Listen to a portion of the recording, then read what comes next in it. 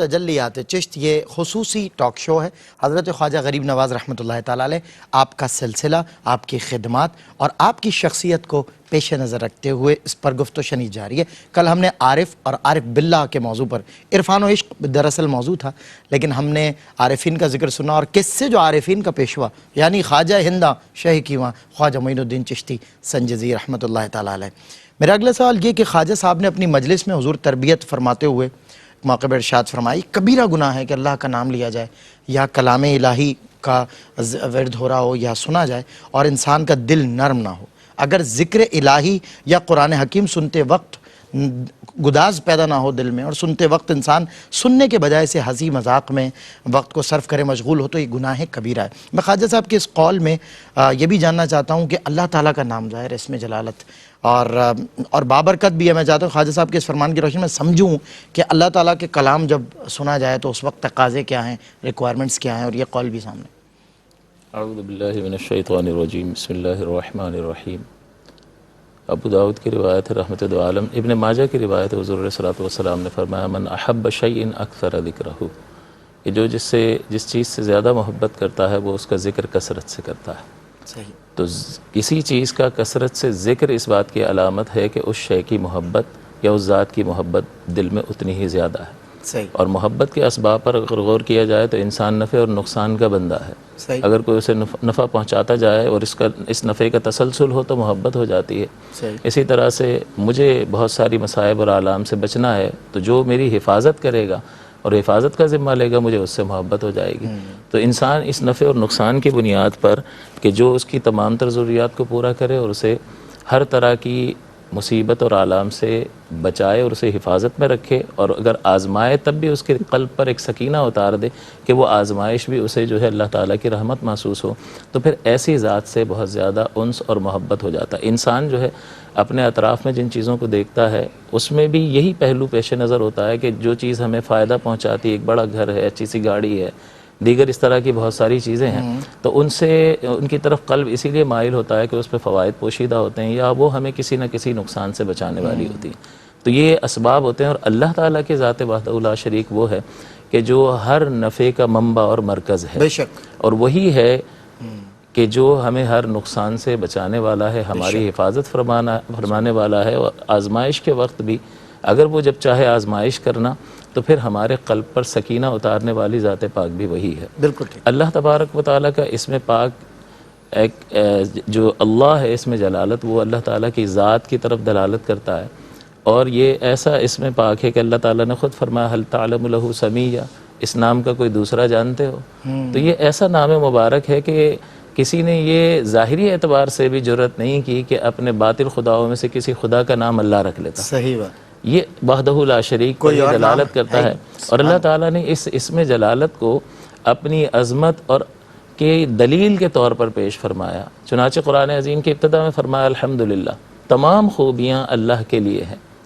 دلیل دیں تو دلیل اس لفظ اللہ میں پوشیدہ ہے کہ لفظ اللہ کا معنی ہے واجب الوجود اور تمام صفات کمال کا جامع۔ اللہ واجب الوجود کا معنی یہ ہے کہ جسے کسی نے نہ بنایا ہو اور اس نے ساری کائنات کو بنایا ہو، جو ایسی ذات ہوگی اس کو کہیں گے واجب الوجود، اور ایسی ذات کمال ہی کمال کا تقاضا کرتی ہے، لہٰذا ازل سے ہمیشہ سے صفات کمال جو ہیں اس کی ذات پاک کے ساتھ ہیں۔ تو اللہ کا معنی ہے واجب الوجود اور تمام صفات کمال کا جامع۔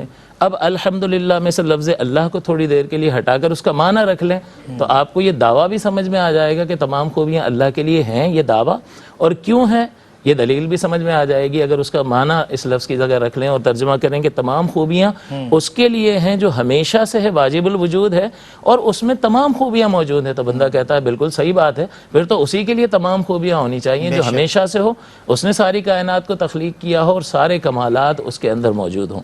تو یہ اللہ تبارک و تعالیٰ نے اپنی ذات پاک کی عظمت کی دلالت کے لیے بھی اس لفظ مبارک کو استعمال فرمایا۔ چنانچہ ایک اور مقام پر سورہ جمعہ میں ارشاد فرمایا یسبح للہ ما فی السماوات و ما فی الارض، کہ جو کچھ زمین و آسمان میں ہے وہ اللہ کی حمد کر رہا ہے۔ سب اللہ کی حمد کر رہے ہیں، کیوں کر رہے ہیں؟ اللہ ہی کے معنی کو اس جگہ پہ رکھ لو کہ ہر ایک زمین و آسمان میں جو کچھ اس کی تعریف اور حمد کر رہا ہے جو واجب الوجود ہے اور تمام صفات کمال کا جامع ہے۔ تو بندہ کہتا ہے کہ ہاں پھر ٹھیک ہے کہ اس ہی کی تعریف ہونی چاہیے، ہر ایک کو اسی کی ذات سے وابستہ ہونا چاہیے۔ اور آخری بات یہ کہ اللہ تبارک و تعالیٰ کی یہ اس میں جلالت کے اندر ایسا کمال ہے کہ بندہ جب اللہ تعالیٰ کی کسی صفت مبارک کو یا صفاتی نام کو ذکر کرتا ہے، رزاق کہتا ہے، اچھا بکثرت بھی کہنا میں نے دیکھا ہے، کچھ ناموں کو لیتے ہیں لوگ اور بکثرت اس کا ذکر کرتے ہیں اللہ کے صفاتی ناموں۔ جی جی، تو اصل میں اس کا سبب میں آپ کی خدمت میں ذکر کروں کہ اللہ تعالیٰ کے صفاتی نام حی ذکر کرتا ہے تو زندہ کرنے کا تصور انسان کے ذہن میں، رزاق کہتا ہے تو رزق دینے کا۔ تو جب اللہ تعالیٰ کے ان 99 صفاتی ناموں کو ذکر کرتا ہے تو فقط ذکر کرنے والے مذکر کے ذہن میں فقط ایک صفت کا تصور ہوتا ہے جی، لیکن بندہ پوچھتا ہے کہ کوئی ایک ایسا نام ذکر کر دو، ایک ایسا نام مجھے بتا دو کہ جسے میں ذکر کروں تو اللہ تعالیٰ کی ذات کا ذکر بھی ہو جائے اور اس کی تمام صفات کمال کا ذکر ہو جائے۔ یہ اللہ ہے۔ جب وہ اللہ کہتا ہے تو کہتا ہے واجب الوجود اور تمام صفات کمال کا جامع۔ تو یہ وہ اللہ تعالیٰ کا نام مبارک ہے کہ جس میں کمال ہی کمال ہے اور اس کی ذات کی طرف بھی دلالت ہے اور تمام صفات کمال کی طرف دلالت ہے۔ تمام کمالات اور تمام صفات رب کی جو ہے وہ اس نام میں بنایا۔ حضرت نے بہت جو ہے تفصیلی طور پہ اس کا ذکر فرمایا۔ ہم نے سمجھا سورہ فاتحہ کی اہمیت اور مرکزیت کو، اور اس کے ہم نے دیکھا کہ اس کو کتنے نام ملے۔ پیش نظر رہے کہ خواجہ غریب نواز رحمۃ اللہ تعالیٰ علیہ کے فرمان کے مطابق سورہ فاتحہ، جیسے سوال تھا کہ حاجت کو پورا کرنے کے لیے، یقیناً سورہ فاتحہ کی اہمیت بزرگوں کے اوراد و وظائف میں بہت ایک منبع کی حیثیت ہے، کیونکہ ان کے اوراد و وظائف میں جس طرح ختم خواجگان کا ذکر ہوا کہ سورہ فاتحہ کا سب سے پہلے ورد ہوا کرتا ہے۔ آپ مختلف مواقع پہ مختلف مسائل میں سورہ فاتحہ کا ورد نہ صرف فرما رہے ہیں بلکہ اس کی تلقین بھی فرما رہے ہیں۔ خواجہ غریب نواز رحمۃ اللہ تعالیٰ علیہ، آج ہم نے اوراد و وظائف کو پیش نظر رکھا اور آغاز بھی انہی سوالات سے کیا۔ سورہ فاتحہ پر ہم نے اپنا آخری سوال تھا، لیکن ایک سوال اور جو میں مفتی آصف مدنی صاحب سے کرنا چاہوں گا کہ سلسلہ چشتیہ کے جو معروف اوراد و وظائف ہیں وہ کیا ہیں؟ اس کا ایک تفصیلی میں سمجھتا ہوں جائزہ مختصر دورانیہ میں۔ اللہ تعالیٰ نے جیسا کہ اللہ کے تمام تر جو نام ہیں وہ مبارک نام ہیں اور ان کی برکات ہیں، جیسا کہ حضور کے کثیر نام اللہ تعالیٰ نے رکھ دیے، تو ہمارے یہاں تو ہم اگر کسی کا نام نواب رکھ دیتے ہیں تو ضروری نہیں ہے کہ وہ نواب بھی ہو، خالی نام کا ہی نواب ہو سکتا ہے، لیکن وہ اس میں وصف ہو نہ ہو۔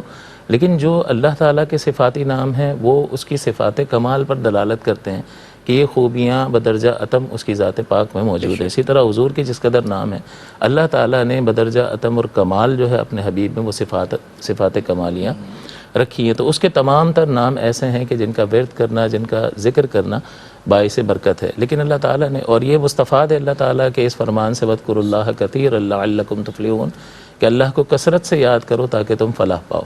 تو یہاں اللہ کے ذکر میں اس کے تمام تر صفاتی نام آ جاتے ہیں، لیکن یہاں پر اللہ تعالیٰ نے اپنے ذاتی نام اللہ کو ذکر کیا، وَاذْكُرُوا اللَّهَ كَثِيرًا لَعَلَّكُمْ تُفْلِحُونَ، اللہ کو کثرت سے یاد کرو۔ تو سلسلہ چشت میں جو وظیفہ بہت زیادہ مذکور اور معمول بہا ہے وہ کلمہ طیبہ کا ورد ہے، افضل الذکر اسے کہا گیا ہے، اور وہ نفی اور اثبات جو ہے وہ ذکر میں شامل کرتے ہیں۔ اس کو نفی اور اثبات پر مشتمل ذکر کہتے ہیں کہ نفی، ہر الہ کی نفی لا الہ، اور پھر اثبات الا اللہ، اس کی ضرب لگاتے ہیں، اور یہ جو ہے وہ تسبیح پر جب یہ پڑھتے ہیں تو 200 تسمیہ پڑھتے ہیں تو یہ 200 بار ہو جاتا ہے۔ اس کے بعد فقط اثبات ہی کو ذکر کرتے ہیں اور الا اللہ الا اللہ الا اللہ کی ضربیں لگاتے ہیں اور 2 بار پڑھتے ہیں الا اللہ الا اللہ، اور یہ 2 تسبیحاں پڑھتے ہیں تو یہ 400 مرتبہ ہو جاتا۔ اس کے بعد اللہ بھی ہٹا کر فقط لفظ اللہ کا ذکر کرتے ہیں، جیسا کہ رحمت دو عالم صلی اللہ علیہ وسلم سے بھی پوچھا گیا کہ حضور نے سے پوچھا گیا کہ مل احسان یا رسول اللہ، یا رسول اللہ احسان کیا ہے؟ تو حضور نے فرمایا کہ ان تعبد اللہ کأنک تراہ فإن لم تکن تراہ فإنہ یراک، کہ تو اللہ کی عبادت اس طرح سے کر گویا کہ تو اسے دیکھ رہا ہے۔ اگر تو اسے نہیں دیکھ رہا تو اس بات کا تصور تو ہمہ وقت جاگزی رہنا چاہیے کہ وہ تو تجھے دیکھ رہا ہے۔ تو یہاں پر بھی اللہ کا صفاتی ذاتی نام حضور علیہ السلام نے ذکر فرمایا کہ اللہ کی عبادت اس طرح کر جیسا کہ تو اسے دیکھ رہا ہے، اور یہ ضمیر بھی اللہ تعالیٰ کے اسم جلالت اللہ کی طرف راجع ہے۔ تو یہاں اللہ تبارک و تعالیٰ کے اس ذکر پاک میں یعنی وہ پھر اللہ کی ضربیں لگاتے ہیں اور سینے پر جو ہے اس کی ضربیں لگاتے ہیں تاکہ اس مبارک کلام اور اس مبارک اسم پاک کی برکات جو ہیں ظاہر ہوں، اور جو اندر کا بعض اوقات انسان کے اندر جو ہے وہ بہت ساری خرابیاں باطنی اعتبار سے موجود ہوتی ہیں، بہت سارے باطنی بگاڑ ہوتے ہیں، تو اللہ کے اس اسم پاک کے ذکر کی بدولت جو ہے وہ تزکیہ نفس اور دل کا زنگ دور ہو جاتا ہے. حضور نے دل بھی کا زنگ، میں یہ بھی سننا چاہ رہا تھا کہ زنگ جو دل کا ہے، زنگ آلود جو دل ہے، وہ اس کی صفائی بھی جی بالکل اسی سے ہوتی ہے. اور حضور نے بھی فرمایا کہ جب کوئی گناہ کرتا ہے تو ایک نقطہ لگ جاتا ہے، اگر وہ توبہ نہ کرے اور تسلسل رکھ کے گناہ کا تو گناہ دل سیاہ ہو جاتا ہے، اور پھر سیاہ پر سیاہ نقطہ یعنی اس کو گناہ کا احساس ہی ختم ہو جاتا ہے. لیکن اگر وہ توبہ کر لے، اللہ تعالیٰ کی بارگاہ میں رجوع کر لے، تو اس رجوع کی بنا پر اللہ تعالیٰ اس کے قلب کو پاک و صاف کر دیتا ہے. تو اس کی بارگاہ میں رجوع قلب کی صفائی اور قلب کے زنگ کو دور کرنے کا سبب ہے، تو اس کا نام مقدس بدرجہ اولا جو ہے قلب کی صفائی کا سبب اور ذریعہ ہوگا. تو یہ تزکیہ نفس کا سبب بھی ہے، اور یہ وہ وظیفہ ہے کہ جس کو سلسلہ چشت میں خاصی اہمیت حاصل ہے، اور یہ معمول بھی رہا ہے. واہ، بہت خوب. حضرت نے جو ویسے مختلف وظائف پر روشنی ڈالی، لیکن خاص تر جو اہتمام ہوتا ہے سلسلہ چشتیہ میں ذکر کرنے کا، اس کو تفصیل سے بیان فرمایا.